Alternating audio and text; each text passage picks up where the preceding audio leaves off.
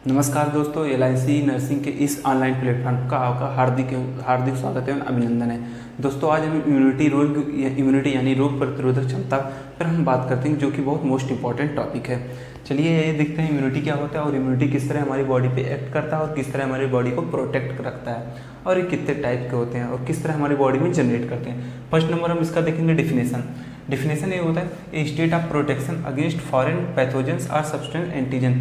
जो इम्यूनिटी होती है हमारी बॉडी की एक स्टेट प्रोटेक्शन होता है, एक प्रोटेक्शन होता है जो कि हमें एक फॉरेन पार्टिकल या पैथोजन या एंटीजन से हमें प्रिवेंट करता है, यानी हमें डिजीज होने से यानी इन्फेक्शन होने से हमें प्रिवेंट करता है। तो उसे क्या कहते हैं, इम्यूनिटी कहलाती है। अब इम्यूनिटी से आगे बढ़ने से पहले हम दो मोस्ट इंपॉर्टेंट पॉइंट को हम देखेंगे, जो कि होता है एंटीजन और एंटीबॉडी। एंटीजन क्या होता है? Antigen a foreign particle come into the body and stimulate our immune system. जो एंटीजन होता है एक फॉरेन पार्टिकल होता है। फॉरेन पार्टिकल मतलब कि हमारे बॉडी के हमारे बॉडी के अंदर के पार्टिकल को छोड़कर बाहर की जो भी पार्टिकल है, डस्ट, माइक्रो ऑर्गेनिज्म जैसे वायरस, बैक्टीरिया, फंजाई एक्सेट्रा कुछ भी हो, वो फॉरेन पार्टिकल माना जाता है। वो हमारे बॉडी में इंटर करता है और हमारे इम्यून सिस्टम को छेड़ता है, यानी हमारे इम्यून सिस्टम को स्टिमुलेट करता है। तो उसे क्या कहते हैं, एंटीजन कहलाता है। अब हम क्या करते हैं, नेक्स्ट क्या है, एंटीबॉडी। ये substance that the produces in the blood is fight to disease antigen. जो एंटीबॉडी होता है एक सब्सटेंस होता है जो बॉडी हमारी प्रोड्यूस करती है ब्लड में, जो कि हमें किससे फाइट करता है, डिजीज से, यानी एंटीजन से फाइट करता है और हमें प्रोटेक्ट रखता है। चलिए आइए देखते हैं इम्यूनिटी कितने टाइप्स के होते हैं और किस तरह हमारी बॉडी में जनरेट होते हैं।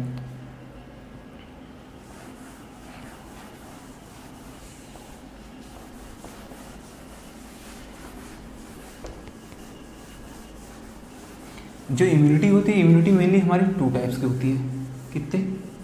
मेनली टू टाइप्स से क्लासिफाइड है, जो कि है इनेट और सेकेंड वन है एक्वायर्ड। क्या है?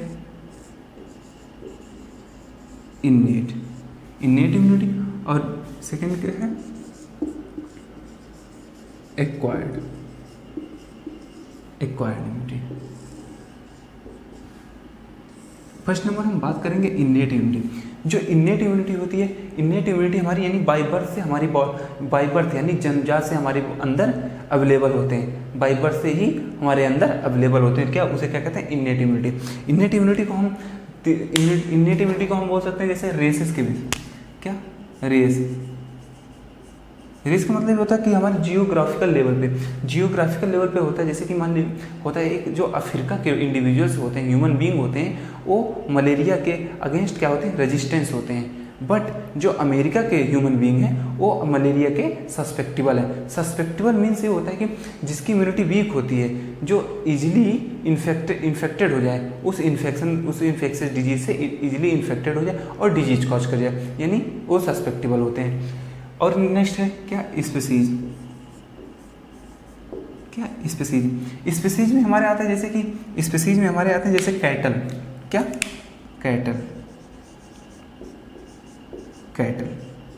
कैटल जो होते हैं, जो यानी कि कैटल जो होते हैं ये स्किन इन्फेक्शियस डिजीज के ये रेजिस्टेंस होते हैं। क्यों? क्योंकि इनकी जो स्किन होती है थिक होती है, यानी मोटी होती है। और बट जो ह्यूमन बीइंग होता है, क्या ह्यूमन बीइंग जो है, ह्यूमन बीइंग क्या है, इससे सस्पेक्टिबल है। स्किन इन्फेक्शियस डिजीज से ये सस्पेक्टिबल। क्यों? क्योंकि ह्यूमन बीइंग की जो स्किन होती है बहुत थिन होती है, यानी पतली होती है। और नेक्स्ट हम देखेंगे इंडिविजुअली। क्या?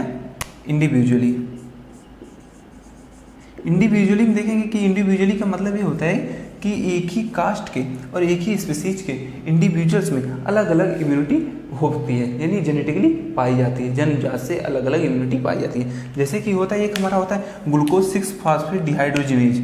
क्या? ग्लूकोज 6 फॉस्फेट डिहाइड्रोजिनेज, जो कि हमें जेनेटिकली मिलती है। 6 फॉस्फेट डिहाइड्रोजिनेज का एक्शन क्या है, यानी काम क्या है? ये जो होता है ये आरबीसी को लाइसिस यानी आरबीसी को ब्रेक डाउन होने से प्रिवेंट करता है।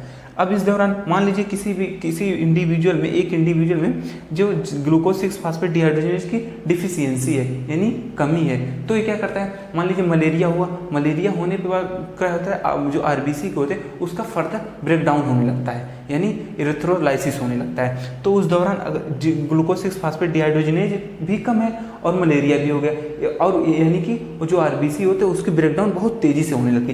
बट जो सेकेंड पर्सन है, इंडिविजुअल है, उसमें ग्लूकोज 6 फास्फेट डिहाइड्रोजनेज अवेलेबल है, तो उसमें क्या करेगा, मलेरिया होने के बावजूद भी जो इरेथ्रोलाइसिस होता है यानी आरबीसी का जो ब्रेकडाउन होता है उसको प्रोटेक्ट करता है, आरबीसी का ब्रेकडाउन होने नहीं देता है। तो ये होता है हमारा इंडिविजुअली। अब इनेट में और भी आ जाते हैं, जैसे कि हमारा इन्वॉल्व होता है, जैसे कि हमारा हो गया स्किन, क्या स्किन, उसके बाद स्किन होने के बाद अब क्या हो, म्यूकस हो गया, फैगोसाइटिक प्रोसेस हो, फैगोसाइटिक सेल हो गए, कफ रिफ्लेक्शन हो गया, ये क्या है हमारा इनेट में आता है, कफ रिफ्लेक्शन, ओके, कफ रिफ्लेक्शन।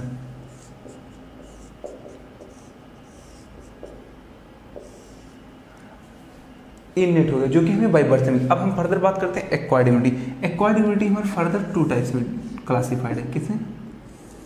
2 टाइप्स में क्लासिफाइड है। इसमें होता है, एक होता है एक्टिव, एक होता है पैसिव, एक होता है पैसिव, एक्टिव एक्वायर्ड इम्यूनिटी और passive acquired immunity. Active acquired immunity जो होती है इसमें क्या होती है, हमारी बॉडी को इम्यूनिटी जनरेट करने के लिए हमारी बॉडी को मेहनत करनी पड़ती है यानी स्ट्रगल करना पड़ता है। चलिए ये देखते हैं अब इसका किस तरह स्ट्रगल करना पड़ता है, आइए हम बताते हैं। जो एक्टिव एक्वायर्ड इम्यूनिटी होती है ये भी फर्दर क्लासिफाइड है 2 टाइप्स में। कितने? ये भी 2 टाइप्स में क्लासिफाइड है। एक होता है नेचुरली, एक होता है नेचुरल, एक क्या होता है आर्टिफिशियल। एक नेचुरल होता है, एक आर्टिफिशियल होता है। अब नेचुरल में जो होता है, नेचुरल में हमारी बॉडी को नेचुरली एंटीजन से कांटेक्ट में आते हैं, क्या एंटीजन के कांटेक्ट में आते हैं और उसके बाद हमारी बॉडी जो होती है उसके अगेंस्ट एंटीबॉडी बनाती है।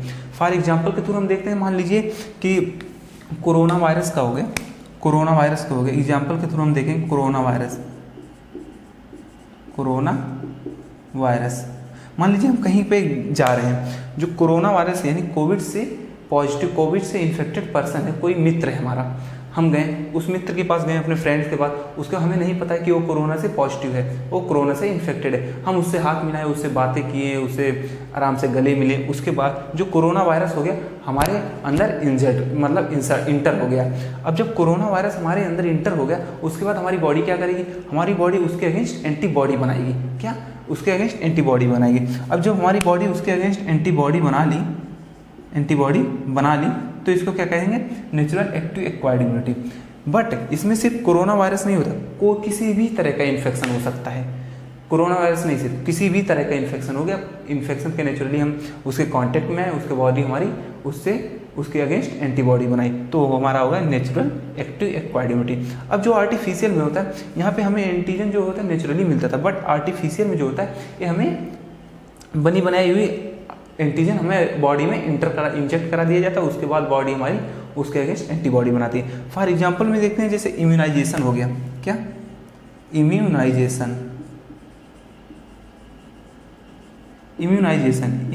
में मतलब जैसे वैक्सीनेशन हो गया, जितने भी वैक्सीन है, कोई भी वैक्सीन हो सकता है, BCG हो सकता है, टिटनेस हो सकता है, उसके बाद पोलियो हो सकता है, कोई भी, जितने भी वैक्सीन है कोई भी वैक्सीन हो सकता है। अगर मान लीजिए BCG की वैक्सीन लगवाते हैं, किसकी, हमें BCG की वैक्सीन लगाई गई, BCG की वैक्सीन लगाई गई, उसके बाद BCG की वैक्सीन लगाने के बाद हमारी बॉडी क्या करेगी, इसके अगेंस्ट हमारी क्या करेगी, एंटीबॉडी जनरेट करेगी, एंटीबॉडी बनाएगी, यानी कि हमें ट्यूबरक्लोसिस के अगेंस्ट हमारी बॉडी में एंटीबॉडी बन गई, इम्यूनिटी जनरेट हो गई है।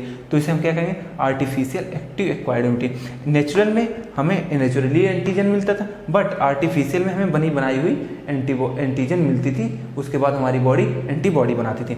अब आते हैं फर्दर पैसिव एक्वायर्ड इम्यूनिटी। और जो पैसिव एक्वायर्ड इम्यूनिटी ये भी फर्दर 2 टाइप में क्लासिफाइड है, किसमें, 2 टाइप में क्लासिफाइड है। और जो पैसिव एक्वायर्ड इम्यूनिटी, इसमें हम एक्टिव में हमें एंटीजन मिलता था, बट पैसिव में हमें डायरेक्ट एंटीबॉडी मिलेगी, ये भी 2 टाइप्स के क्लासिफाइड है। एक है नेचुरल, सेकंड क्या है आर्टिफिशियल। अब हम फर्स्ट नंबर नेचुरल में बात करेंगे, जो हमें यानी कि इसमें हमें डायरेक्ट एंटीबॉडी मिलेगी, वो भी नेचुरली मिलेगी।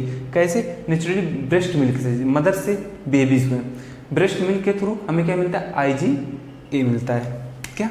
IgA मिल्क के थ्रू क्या मिलता है IgA। और प्लासेंटा से बेबी में क्रॉस हो जाता है, क्या? प्लासेंटा के थ्रू बेबी में क्रॉस हो जाता है क्या IgG, क्या जाता है IgG।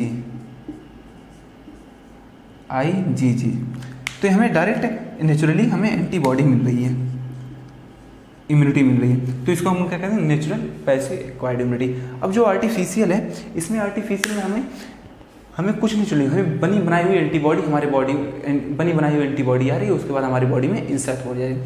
जैसे कि हमारा क्या होता है सीरम होता है, यानी सीरम होता है, और सेकंड वन क्या होता है इम्यूनोग्लोबुलिन होता है, इम्यूनोग्लोबुलिन। ये हमें डायरेक्ट एंटीबॉडी हम मार्केट से खरीद कर लाते हैं और अपने बॉडी में इंजेक्ट करवा लेते हैं, ये हमारी इम्यूनिटी जनरेट हो जाती है। आइए हम फर्दर एक बार रिव्यू करते हैं कि क्या इम्यूनिटी क्या होती है। इम्यूनिटी फर्स्ट नंबर 2 टाइप्स में क्लासिफाइड है। फर्स्ट नंबर है एक्टिव, सेकंड वन है एक्वायर्ड। अब इननेट में आती है रेस, स्पीसीज, इंडिविजुअल, उसका स्किन, म्यूकस, फैगोसाइटिक, कफ रिफ्लेक्शन। रेस में जैसे कि हमने बताया कि अफ्रीका और अमेरिका को हमने एग्जांपल भी दिया है कि अफ्रीका के लोग जो होते हैं मलेरिया के अगेंस्ट रेजिस्टेंस होते हैं, बट अमेरिका के लोग जो होते हैं ह्यूमन बींग होते हैं, अमेरिका मलेरिया के अगेंस्ट सस्पेक्टेबल होते हैं। और स्पीसीज में होता है जैसे कैटल में होता है, कैटल में स्किन इन्फेक्शियस डिजीज कम होने की यानी रेजिस्टेंस होते हैं क्योंकि इनकी स्किन मोटी होती है, और human being skin infectious disease से सस्पेक्टेबल होते हैं क्योंकि ह्यूमन बींग की जो स्किन होती है बहुत थिन होती है और इजली से उसको इंटर कर जाते हैं। और इंडिविजुअली में होता है ग्लूकोज 6 फास्फेट डिहाइड्रोजनेज। हमने बताया कि जैसे किसी भी इंडिविजुअल में G6PD की कमी है, डिफिशियंसी है, तो उसे मलेरिया होने के बाद जो आरबीसी की ब्रेकडाउन भी बहुत फास्ट ब्रेकडाउन होती है, बहुत मतलब कॉम्प्लिकेटेड होता चला जाता है। बट जिसमें ग्लूकोज 6 फास्फेट डिहाइड्रोजनेज अवेलेबल है जिस इंडिविजुअल पर, अगर उसे मलेरिया हो भी जाता है उसके बावजूद उसकी आरबीसी को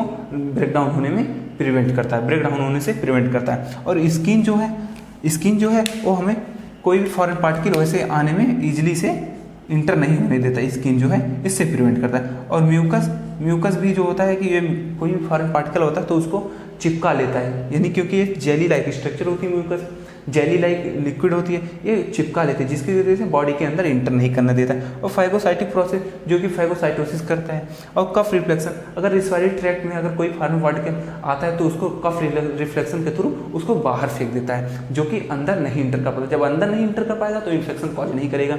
अब नेक्स्ट एक्वायर्ड में हमने एक्टिव पढ़े थे और पैसिव पढ़े थे। एक्टिव में हमारा था नेचुरल और आर्टिफिशियल। एक्टिव में हमारा नेचुरल था, उसमें कोरोना वायरस का हमने एग्जाम्पल दिया कि कोरोना वायरस हम अपने फ्रेंड्स के यहाँ गए, उससे मिले, हाथ मिलाए, गले मिले, बातचीत किए, उसकी वजह से कोरोना वायरस हमारी बॉडी में इंटर किया, उसके बाद हमारी बॉडी उसके अगेंस्ट एंटीबॉडी जनरेट की, एंटीबॉडी बनाई। और आर्टिफिशियल में हमने देखा कि डायरेक्ट हमें इम्यूनाइजेशन यानी इम्यूनाइजेशन जितने भी वैक्सीनेशन होते हैं उसको हमने एग्जाम्पल में बताया, जैसे कि BCG की वैक्सीन हमें इंजेक्ट करवाई, उसके बाद हमारी बॉडी क्या करेगी ट्यूबरकुलोसिस के अगेंस्ट एंटीबॉडी बना लेगी। और हमने पैसिव में देखा था कि नेचुरल था और आर्टिफिशियल था। नेचुरल में था हमें कि एंटीबॉडी डायरेक्ट, जो पैसिव में था हमारी एंटीबॉडी डायरेक्ट मिलती थी, हमारी बॉडी को स्ट्रगल यानी मेहनत नहीं करनी पड़ती थी एंटीबॉडी बनाने के लिए। इसमें डायरेक्ट हमें एंटीबॉडी मिलती है, जैसे मदर के मिल्क से बेबी को क्या मिलता है IgA मिलता था, और प्लासेंटा से क्या IgG मिलता था। और आर्टिफिशियल में मिलता था एंटीबॉडी बनी बनाई हुई हमें मार्केट से लाते थे और अपनी बॉडी में इंजेक्ट करा लेते थे, और उसको क्या जैसे सीरम, इम्यूनोग्लोबुलिन। आई होप आपको वीडियो समझ में आई होगी, और अगर कोई भी डाउट होगा तो कमेंट सेक्शन में बताना ना भूलें। Okay, thank you for watching this video. If you like this video, like, comments and share with your friends. मिलते हैं अगली वीडियो में। Thank you.